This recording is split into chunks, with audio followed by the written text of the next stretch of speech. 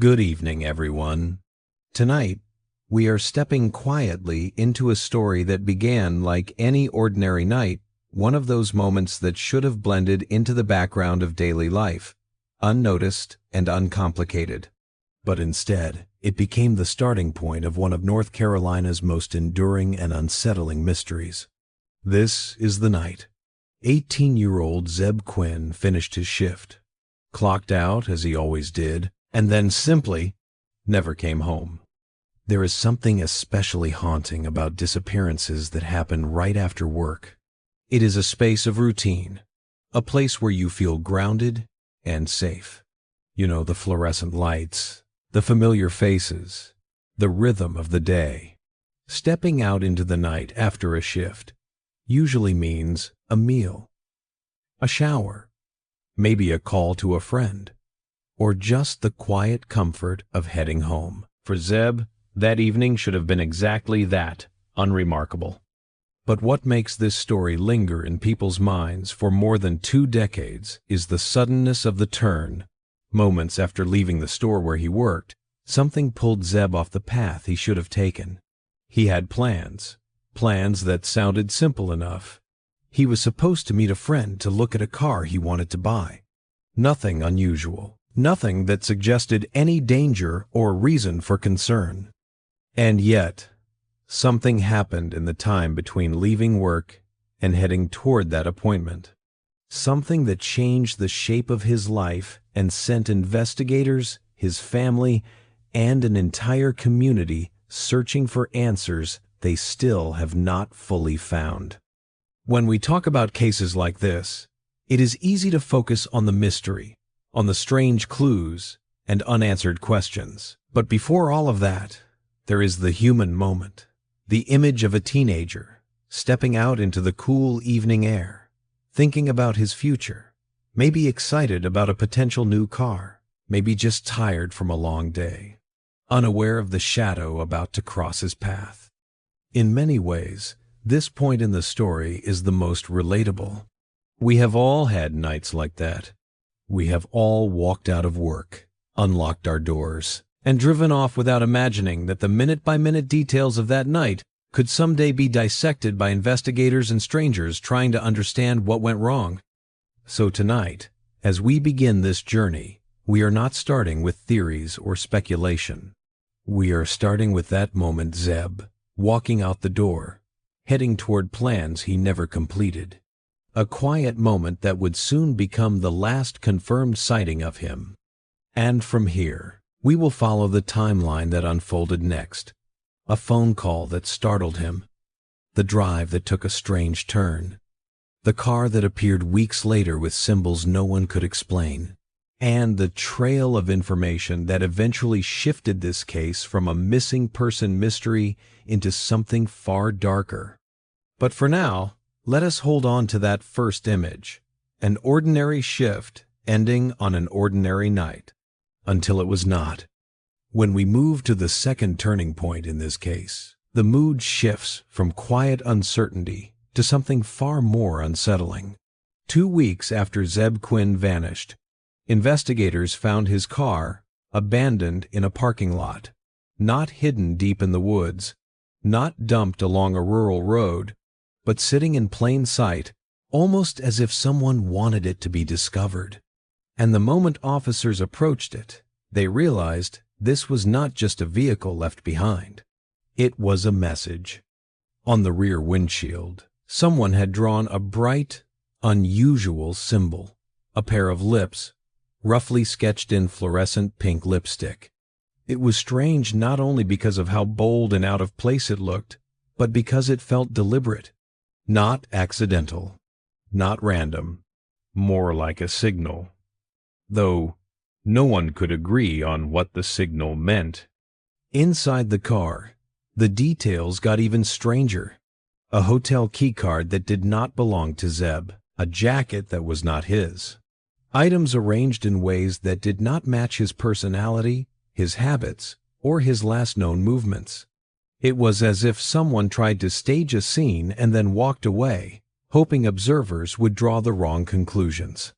Or maybe hoping they would draw no conclusions at all.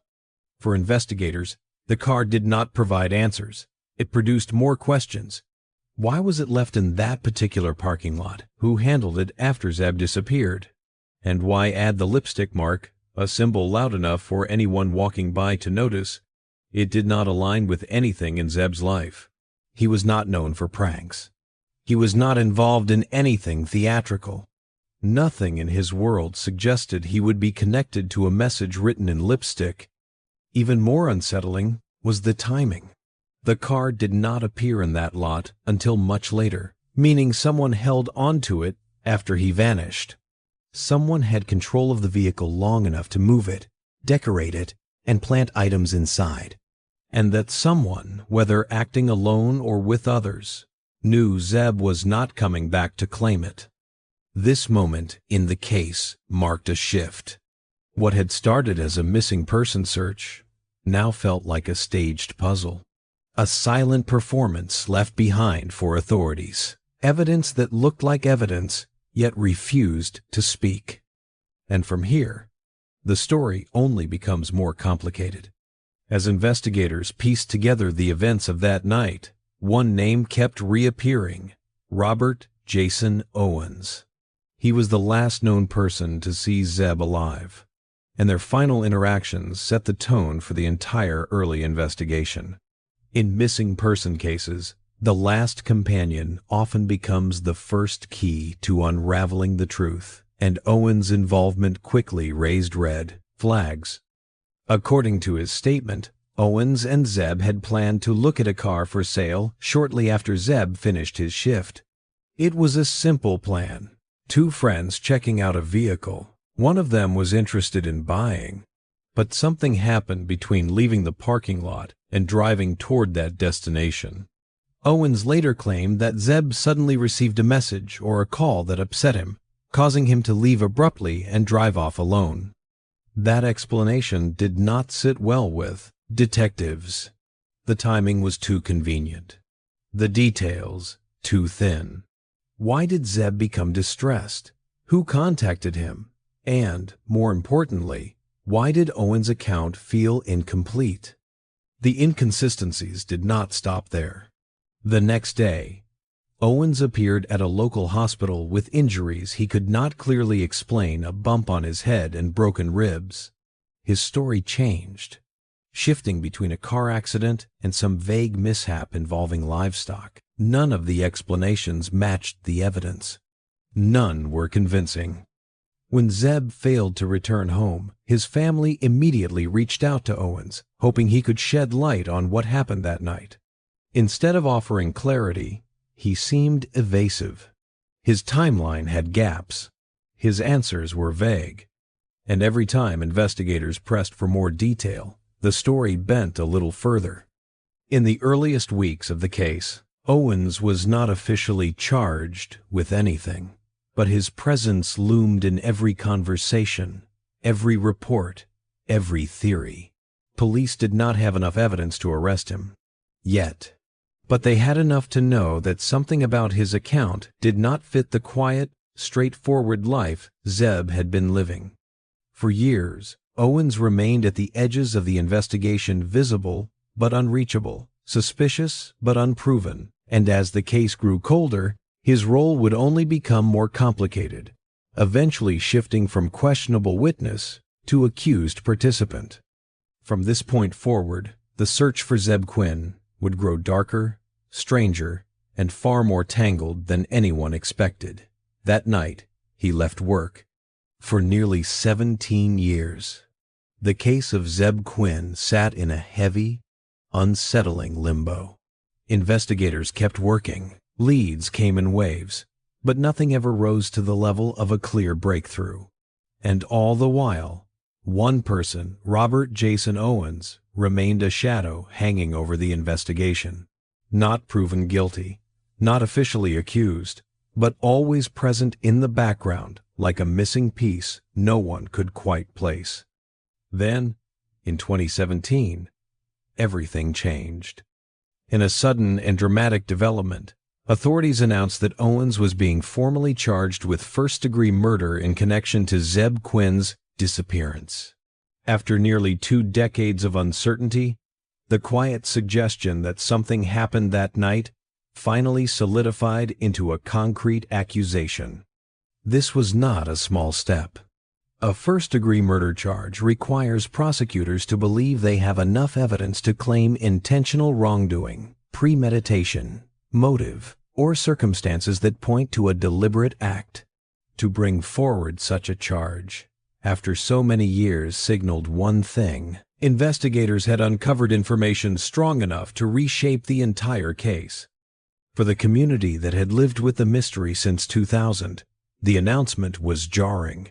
People described the moment as surreal, like a story long shelved, suddenly opening to a new chapter.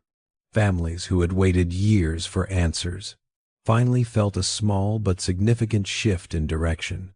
For Zebb's loved ones, the news came with mixed emotions: relief that progress was finally being made, fear that darker truths might soon be revealed, and a renewed sense of grief that the case was no longer being treated as a disappearance, but something far more tragic. Authorities did not immediately release every detail behind the arrest, but they made one thing clear: the charge was not symbolic. It was built on newly developed information, interviews, evidence, and investigative work that had quietly continued behind the scenes. Detectives had never let the case go cold in spirit, even when leads dried up, and now they believed they had enough to point directly to Owens. Yet even with this major step forward, one haunting fact remained: there was still no trace of Zebb himself. No remains. No confirmed physical evidence tying the scene to a specific location. The charge suggested a narrative, but the full story was still missing its most crucial piece. Still, this moment marked a turning point. The case was no longer defined by silence or speculation.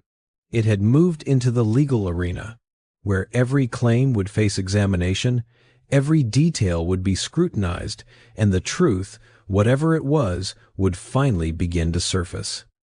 And this, as we now know, was only the beginning of the next phase of the investigation.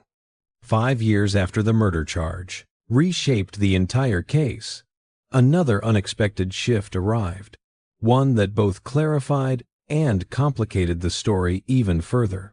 In 2022, Robert Jason Owens stood in court and entered a plea that stunned many who had followed the case for years.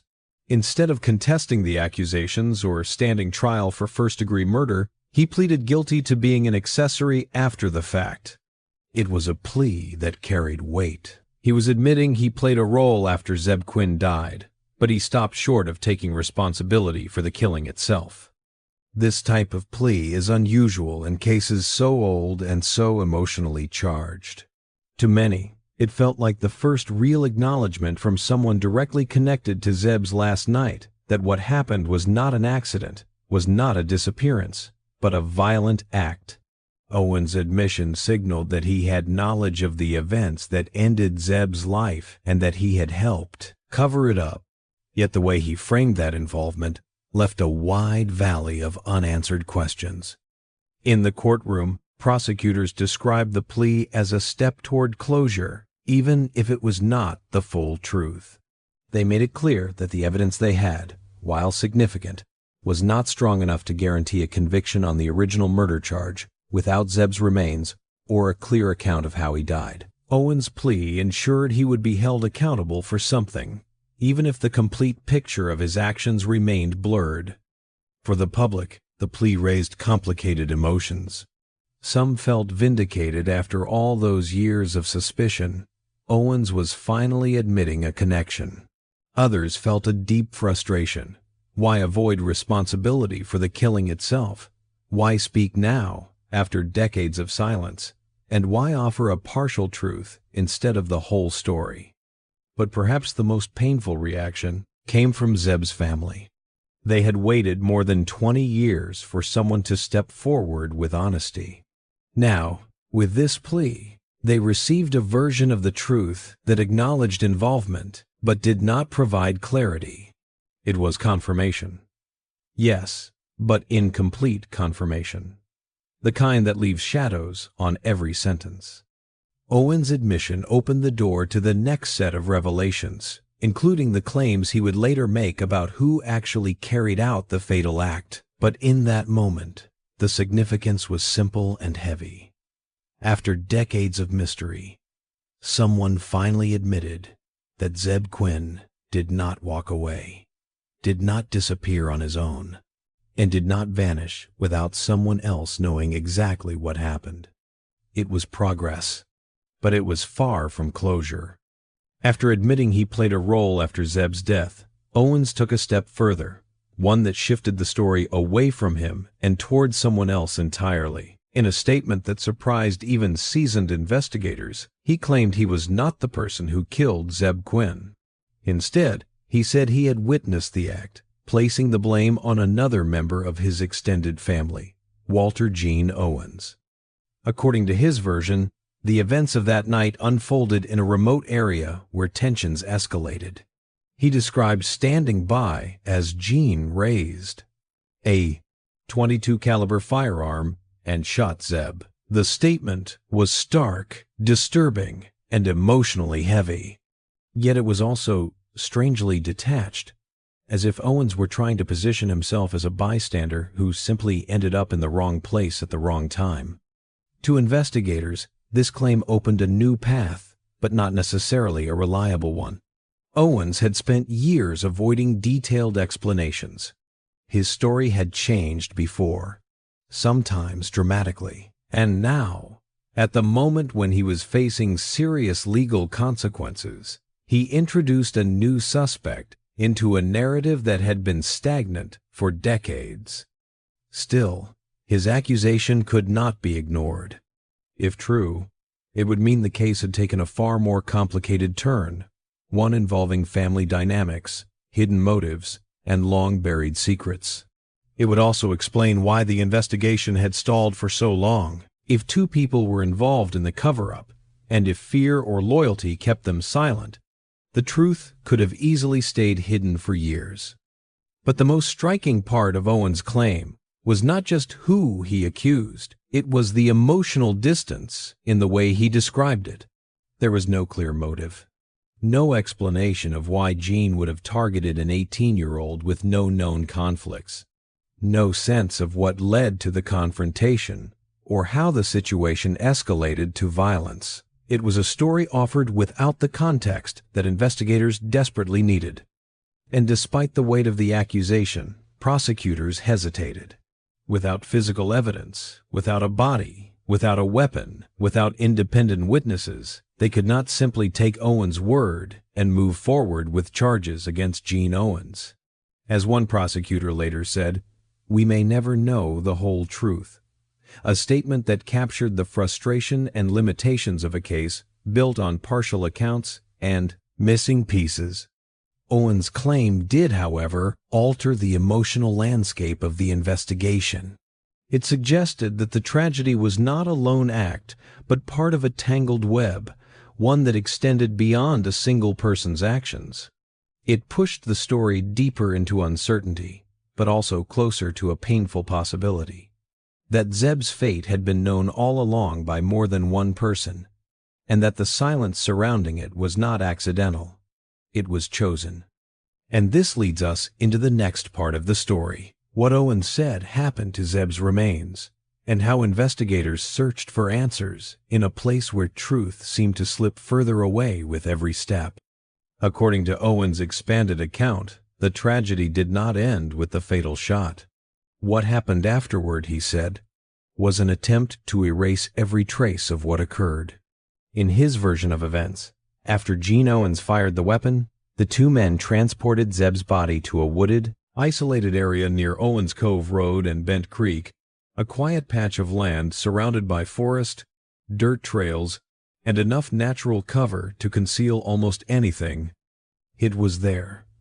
He claimed that Zebb's remains were burned, an act meant to destroy evidence and silence the truth before it had the chance to surface. The idea is chilling not just because of what it suggests happened, but because of the level of planning and calm required to carry it out. To take a life is one thing. To deliberately attempt to erase everything afterward is another, revealing an intent that feels colder and more calculated. Investigators did not dismiss the claim. Instead, they followed it into the dense terrain, searching for any sign: ashes, bone fragments, disturbed soil, remnants of a fire pit, anything that could anchor the accusation to physical reality. The area Owens described was remote, but not inaccessible, a place where people could go unnoticed for hours, where smoke could rise unseen, where the night could hide the worst human intentions. But despite extensive searches, digs, and forensic work, nothing definitive was ever found. No remains, no burnt material tied to a human origin, no traceable evidence that could confirm Owen's story. The land itself seemed to swallow any truth it might have once held. This absence of physical proof created a frustrating paradox. On one hand, Owen's statement offered the clearest narrative the case had seen in more than 2 decades. On the other, it was unverifiable, a story suspended in air, without the grounding weight of real-world evidence. For investigators, this was one of the most painful parts of the case. If Zebb's remains had indeed been destroyed, many of the answers the family and community longed for might be permanently lost. And if the location was wrong or intentionally misleading, then vital clues might still be hidden somewhere else entirely. To Zebb's loved ones, these claims brought a different kind of grief. Hearing that his body may have been burned was devastating, but hearing it without certainty, without the closure of recovered remains, was a deeper wound. It meant grieving without resolution, accepting tragedy without the comfort of truth. Owen's account, whether truthful or self-protective, leaves a haunting question suspended over the entire case. Is the evidence gone forever? Or has the real story simply not been found yet? And this leads directly into the next reality investigators faced. Even with a confession this detailed, the most crucial piece of the puzzle, the physical remains of Zebb Quinn, was still missing, keeping the case trapped in painful ambiguity. Even with Owen's detailed claims about the shooting and the location where the Pless body was supposedly taken, one fact has remained painfully unchanged for more than 2 decades. No trace of Zebb's remains has ever been recovered. And in a case like this, the absence of a body does not just leave emotional wounds. It creates massive investigative hurdles that shape everything that follows. For investigators, finding a body is often the anchor that holds an entire case together. It provides physical evidence, timelines, causes of death, and sometimes even clues about who was involved. Without it, the story exists only in statements that can shift, contradict, or disappear. This is exactly what happened in the Zebb Quinn case. The areas Owens described were searched thoroughly. Crews combed dense woods, sifted through soil, and examined potential burn sites. They used ground-penetrating tools, cadaver dogs, and forensic methods designed for challenging environments. Yet the land gave up nothing. No bone fragments, no charred remains, no trace that could confirm what happened in those woods, if anything happened there at all. This absence creates a strange tension in the narrative. Investigators have a confession, an accusation, and a general account of the events, but none of it is grounded in physical reality. That gap makes it difficult to determine whether Owen's story is truthful, partially true, or deliberately crafted to shift blame and reduce his own responsibility. For Zebb's family, the lack of remains is a deep, ongoing heartbreak. It means they have never been able to lay him to rest, never been able to visit a grave, never been able to reach even the smallest sense of closure. Every year that passes without discovery adds another layer of uncertainty, forcing them to live in a continuous loop of unanswered questions. Emotionally, the absence holds a weight that words do not quite capture. It leaves room for hope, even when hope may no longer be realistic. It leaves room for doubt, even when evidence strongly suggests a tragic outcome. It leaves space for the mind to wander through endless what-ifs, trying to make sense of a puzzle with missing pieces. Legally, the missing remains limit what prosecutors can prove. Even with Owen's plea and his accusations against another family member, the case cannot be pushed further without evidence that can stand on its own. A narrative without a body is fragile. It leans on the words of a man whose stories have changed before. And so, the investigation continues in a strange liminal space, partially solved, yet fundamentally incomplete. Owen's admissions answered some questions, but left the most important one untouched. Where is Zebb? Until that answer is found, every conclusion remains suspended, every truth uncertain, and every step forward shadowed by what still lies undiscovered.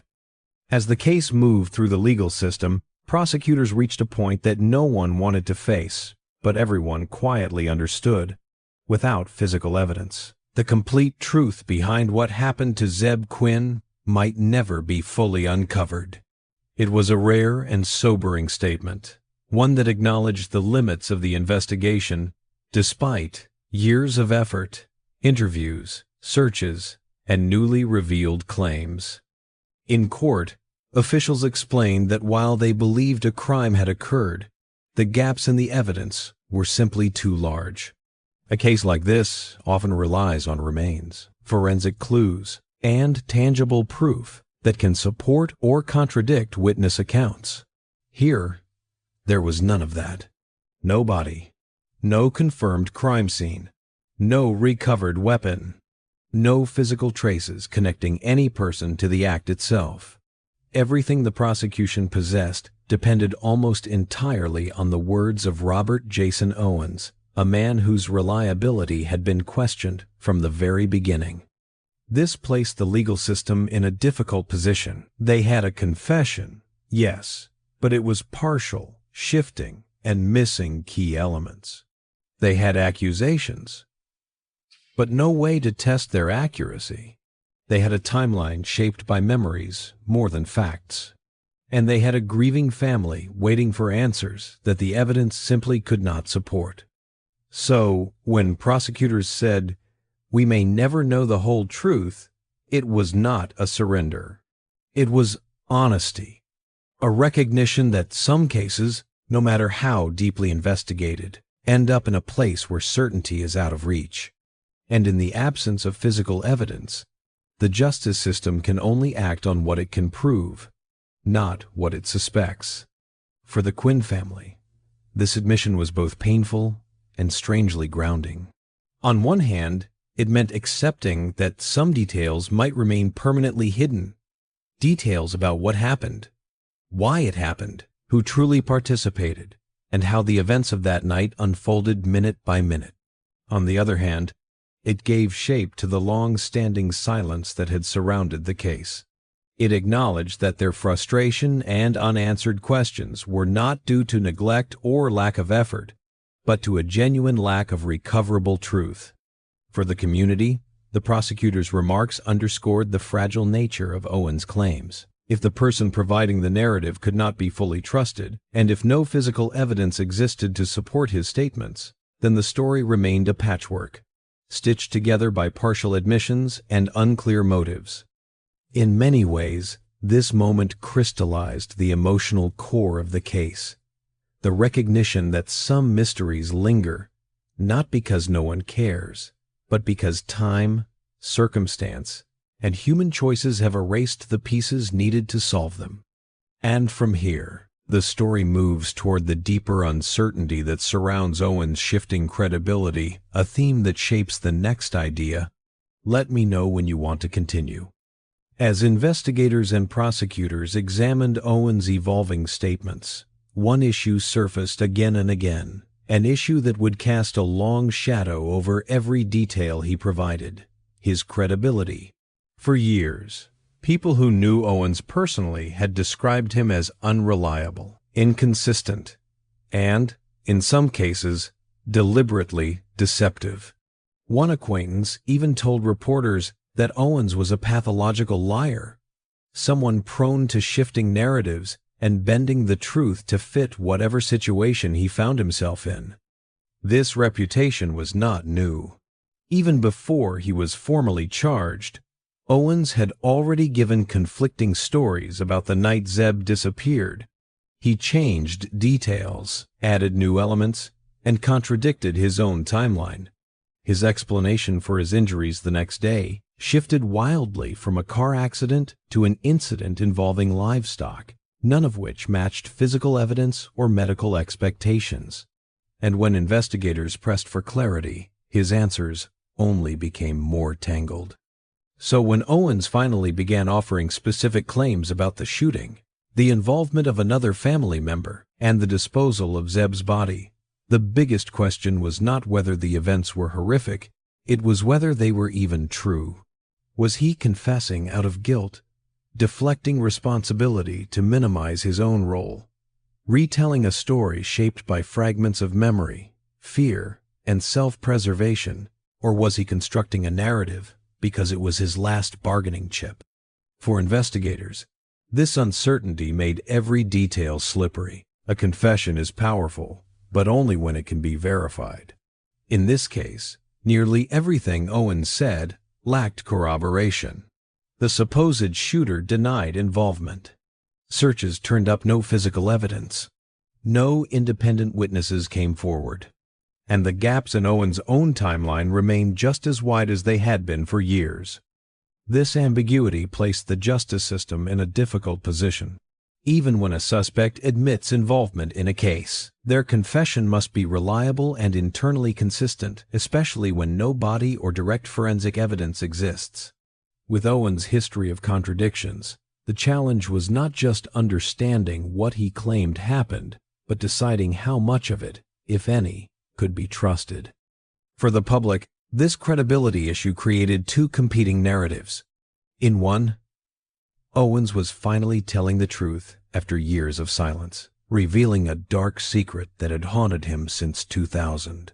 In the other, he was shaping a self-serving story, one that pushed the blame onto someone else, avoided a harsher sentence, and left just enough detail to sound convincing without risking verifiable facts.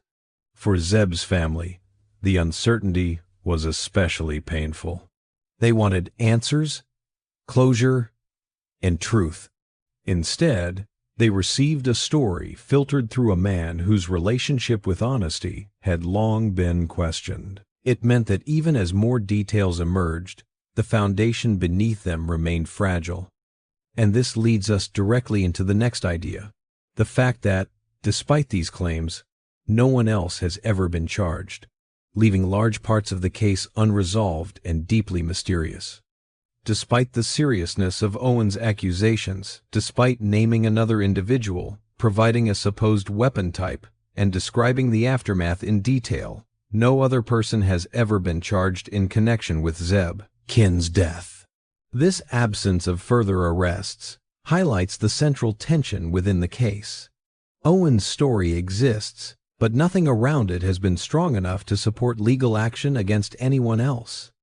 Investigators looked closely at Walter Gene Owens after Robert Owens identified him as the person who pulled the trigger.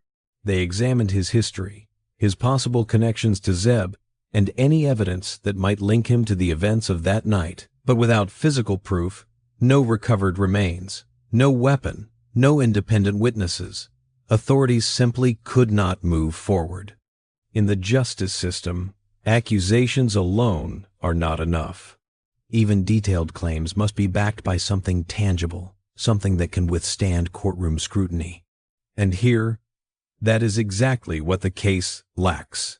Every piece of Owens' story floats in isolation, untethered to real-world evidence. Prosecutors cannot rely on the word of a single individual, especially one with credibility, concerns to build a homicide case against another person. So Gene Owens was never arrested, never indicted, never officially labeled a suspect. In the eyes of the law, he remains a private citizen, not a defendant. And that lack of action is not an endorsement of innocence. It is a reflection of how little the investigation has been able to verify. For the Quinn family, this unresolved element is one of the most painful. They received a confession that shifted responsibility away from the only man who had been charged, but they saw no further legal steps, no new arrests, no widening of the investigation. Instead, they were left with a partial truth that named someone, yet changed nothing. The person accused did not face trial, did not undergo questioning in a courtroom, did not have to respond publicly to the claims made against him. For the community, this reinforced just how fragile Owen's narrative might be.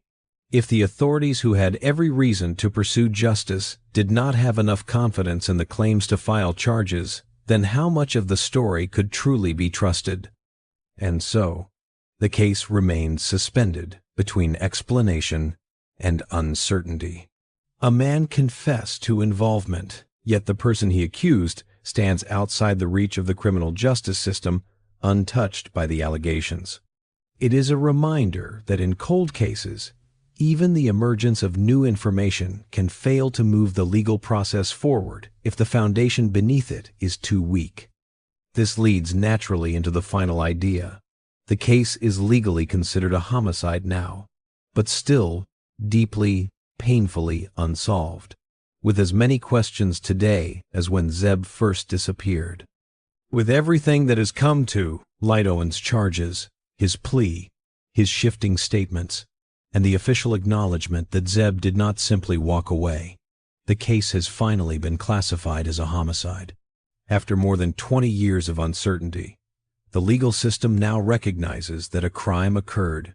But even with this label, the case remains suspended in a space that feels incomplete, unresolved, and painfully thin on truth. The shift from missing person to homicide provides clarity, but it does not provide answers. In fact, it highlights just how many pieces of the puzzle are still missing.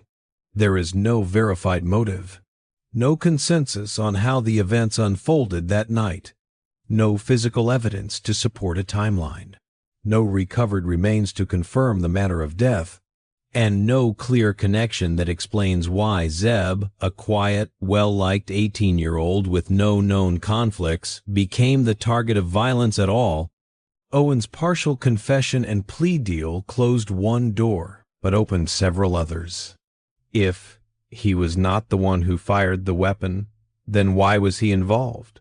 If Gene Owens was responsible, as he claimed, why has no evidence ever surfaced to support that accusation? If the body truly was burned, why has not a single trace been found after multiple searches? And if Owens has been inconsistent so many times before, how much of his story is grounded in reality? These unanswered questions keep the case trapped in an uneasy middle ground, too much information to call it an open disappearance, yet not enough proof to declare it fully solved. The law acknowledges the crime, but the narrative around it remains fractured, stitched together by partial truths and lingering doubts.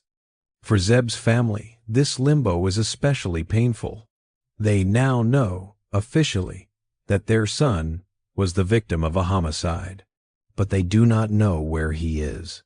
They do not know how he died. They do not know why it happened, and the person or people responsible have never given them a clear, trustworthy account of the final moments of his life. It is closure without peace, truth without completeness.